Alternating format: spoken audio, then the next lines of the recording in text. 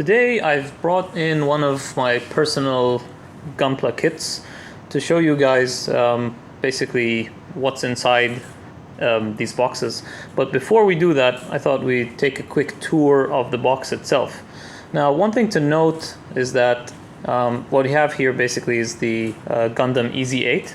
Usually these kits will always have the model number before the model name. So right here you can see it's the Gundam EZ8. But the full name is this mouthful, RX-79G EZ8 Gundam EZ8. So not all kits come with the model number on the box, but a lot of them do. Another thing to note is that this is clearly a high-grade kit marked by the HG in the top left-hand corner. And you'll also get some indication about the anime series or manga that the kit comes from. So this one is from Mobile Suit Gundam, the 8th MS Team series.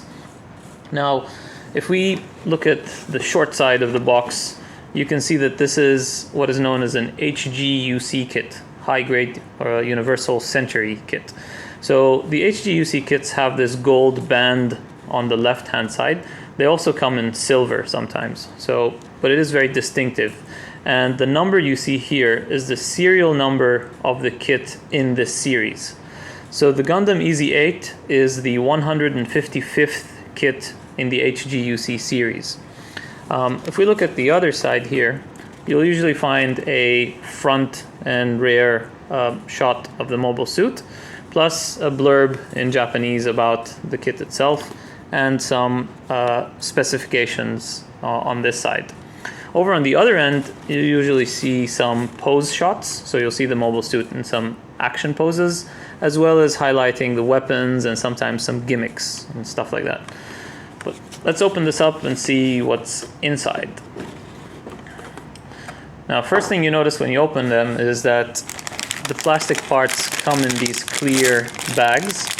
We're going to put these aside for now and dive right to the bottom of the box where you'll find the instructions. The instructions are almost always right at the bottom of the box.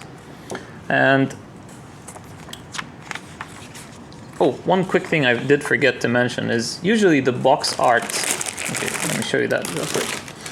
The box covers don't actually have a photo of the actual product. They're almost always an artist's impression of the kit itself. The instructions, on the other hand, as we see here, are an actual shot of the plastic model kit assembled. So as you can tell, it's a fairly close artist's impression of the model kit. But let's take a look at the instructions themselves. The instructions for high-grade kit are usually this one long kind of sheet that's folded over. Master grade kits are different. They usually come in kind of a booklet form.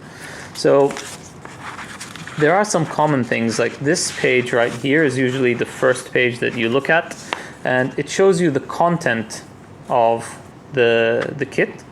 And let me see if we have any here. Yeah, we do. Right here, you'll see that some parts have these X's on them.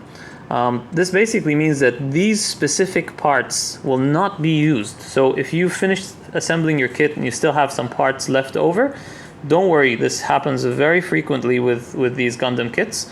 And this guide just helps you to know which ones are the ones that you won't be using.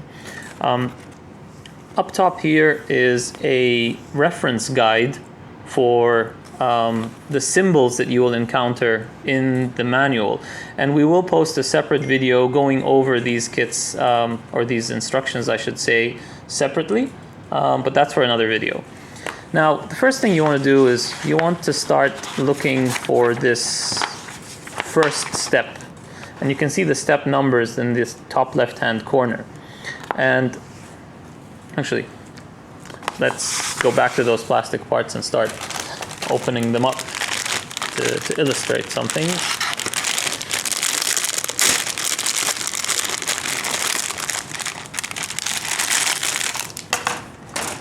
So these plastic parts, or like sheets, let's say, are called runners. And every runner is indicated by a letter, sometimes in this case like a letter and a number, like A1. So this whole thing is the A1 runner. And I'm not sure if you can see this on the video, but the parts themselves have a number. So this part right here is part 35.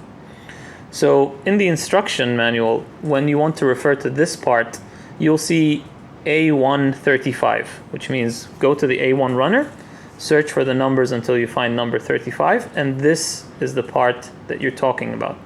So now we can go back to the instruction manual to show you how to actually assemble these kits.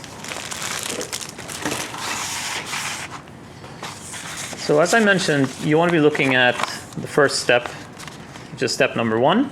And you'll notice that it's asking for B13, that's this part right here, with C138 and B12. Now you also notice there's a special part called PC, and that stands for polycap. And I'll show you that right here. So the polycap runner is a special runner. It's always indicated by the letters PC, and it's actually a different kind of material. Whereas this is hard plastic, this is very flexible plastic, and these are used for joints mostly. So this is what gives the plastic model kits the posability. After you use these kits, you can actually move the joints along. So then it just becomes a matter of cutting the parts off the runner and following the instructions step by step and getting to your end result. We will post other videos to actually guide you through the build process, and what we might do is we might actually use this specific kit. So keep following and let us know if there's anything specific that you'd like us to cover in the comments. Thank you.